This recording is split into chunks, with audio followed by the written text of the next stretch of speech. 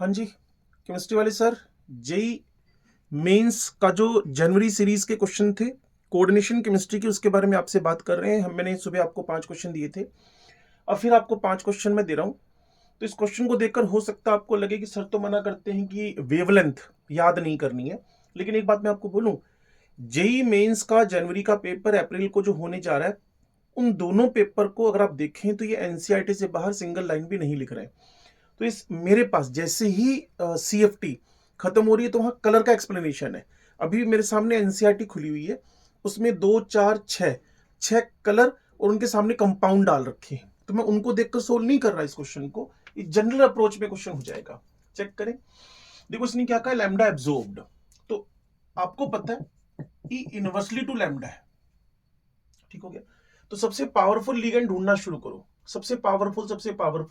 सबसे powerful ligand ये पड़ा हुआ। तो जितना पावरफुल लिगेंड होगा उसका स्प्लिटिंग डेल्टा ऑक्टाइड उतना ज्यादा होगा और लैम्डा उतना कम हो जाएगा। तो इसमें सबसे कम लैम्डा ढूंढो, 310 है। तो थर्ड के साथ फर्स्ट, यानी इस सी के साथ फर्स्ट ऑप्शन दो जगहों पे है, ठीक हो गया। सी के साथ फर्स्ट ऑप्शन दो जगहों पे है। अब मुझे देखना है कि उस साइनाइड से थोड़ा सा वीक, या फिर समझो कि सबसे वीक ढूंढ लो। सबसे वीक मेरे को कौन दिखेगा, वोटर। वोटर का जो हमारे पास CFSC है वो इन सबसे कम होएगा।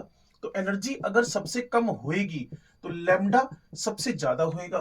तो इस फोर्थ के साथ सबसे ज्यादा लैम्डा ये टच हो रहा है, तो दोनों जगह 4 4 है। आप कहोगे सर अब तो बात फिर फंस गई, अब क्या करें। थर्ड सेकंड, सेकंड थर्ड, इन दोनों में से बात बननी है।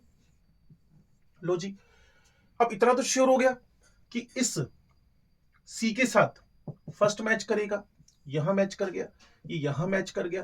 अब 535 475, तो आप ना थोड़ा सा ढंग से देखें, क्लोरीन और अमोनिया जुड़ा हुआ है। यहां क्लोरीन किस नहीं है, अमोनिया अकेला है। अमोनिया तो क्लोरीन से पावरफुल लिगेंड है ही। तो जहां ज्यादा पावरफुल लिगेंड है वहां स्प्लिटिंग ज्यादा हुई है, ई ज्यादा है, और वेवलेंथ क्या आएगी वहां कम आएगी। तो 2 के साथ 2 मैच, दैट्स वाई आंसर हमारे पास कौन आ गया जी, 3214। तो ज्यादा आपको इसमें लड़ाई करने की नीड नहीं थी, लेकिन मैं फिर आपको श्योर कर रहा हूं कि एनसीईआरटी से और मत जाइए, घुमा फिरा कर क्वेश्चन वहीं से निकल कर आना है। अगले क्वेश्चन की तरफ बढ़ते हैं हम लोग। देखो, आप कहेंगे सर क्वेश्चन है कहां, ये क्वेश्चन ही है। उन्होंने पूछा हुआ है सम ऑफ ब्रिजिंग कार्बोनिल्स। ये डब्ल्यू लिखा हुआ है क्रोमियम वाली सीरीज का, chromium then molybdenum, then M को उल्टा कर दो डब्ल्यू। ये आपका फोर्थ बी के मेंबर्स हैं। अब मैंने आपको बोला था जितने भी कार्बोनिल्स हैं वो ऑलवेज EAN रूल ओबे करते हैं, इफेक्टिव एटॉमिक नंबर रूल ओबे करते हैं। तो भाई साहब सीधी सी बात है, क्रोमियम पर भी 6 CO जुड़कर ये अपना EAN 36 कंप्लीट कर लेगा। सेम इसके साथ है, सेम इसके साथ है, तो इसको ज्यादा तामझाम नहीं करना। डब्ल्यू के अराउंड अब भूल जाओ कि कोई ब्रिजिंग कार्बोनिल आएगा, तो यहां ब्रिजिंग कार्बोनिल 0 है। इसकी बात कर लें, MN MN, और उसके बाद 1 2 3 4 5 6, 1 2 3 4 5 6। अब इसने क्या किया, 5 5, तो 5 5 कार्बोनिल दोनों साइड जुड़े हुए, CO CO।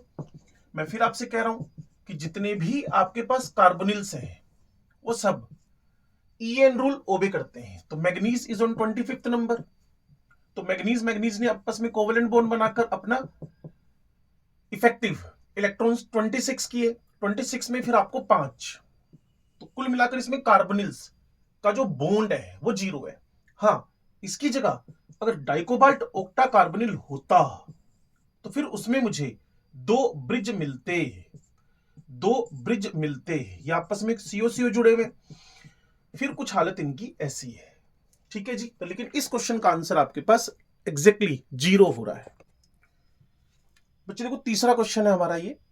इसमें मुझे 3 कंपाउंड दिए और स्पिन मैग्नेटिक मोमेंट का ऑर्डर पूछा हुआ है। स्पिन मैग्नेटिक मोमेंट मतलब मुझे mu is equal to root n n plus two निकालना है। मुझे mu is equal to root n n plus two निकालना है, और उससे पहले मुझे यूपीज निकालने पड़ेंगे।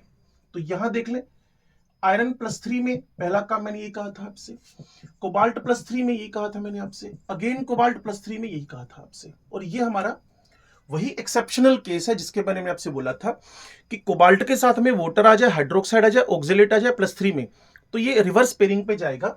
चलो जी, तो यहां मेरे पास आयरन था 26, तो ये बनना था 3d6 4s2 +3 से 3d5 रह गया, यूपी निकला है 5। ठीक हो गया। कोबाल्ट था 27 नंबर पे, कॉन्फ़िगरेशन होना था 3d7 4s2, ये 6 रह गया। अब इसके जो यूपी निकला है, क्योंकि वीक लिगेंड है, तो वीक लिगेंड में कोई रिवर्स पेयरिंग या स्प्लिटिंग के बाद डेल्टा ऑक्टाइडल ज्यादा होना नहीं है, तो नीचे 3 भरेंगे, ऊपर 2 भरेंगे, फिर यहां पेयरिंग हो जाएगी। तो इसके पास यूपी निकलाएंगे आप 4।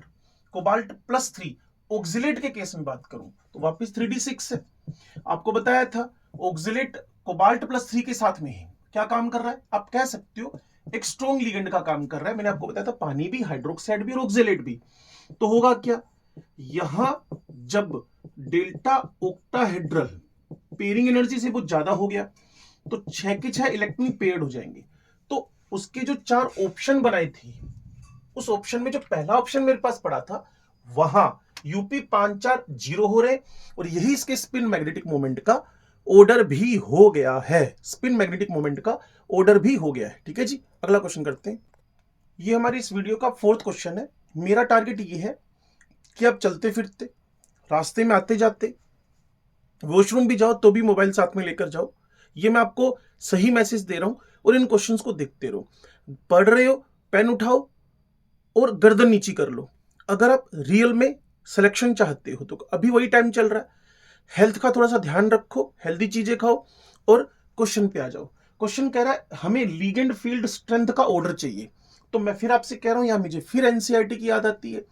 एनसीईआरटी हमें क्या लिख कर दे रही है, इस बार स्टूडेंट क्लास से फ्री हुए। आपको याद होगा मेरा लेक्चर, इस बार स्टूडेंट क्लास से फ्री हुए। ठीक है जी, ये मेरे पास था OH। इस बार स्टूडेंट क्लास से फ्री हुए, इस बार स्टूडेंट क्लास से फ्री हुए। तो अगर ढूंढे हम इसमें तो कहीं ना कहीं कुछ ना कुछ तो मिल ही जाएगा। इस बार स्टूडेंट क्लास से फ्री हुए, सल्फाइड दिख गया। इस बार स्टूडेंट क्लास से फ्री हुए, सल्फाइड सल्फाइड दिख गया। तो इन दोनों में से कोई आंसर मिलने के चांस है। इस बार स्टूडेंट क्लास से फ्री हुए।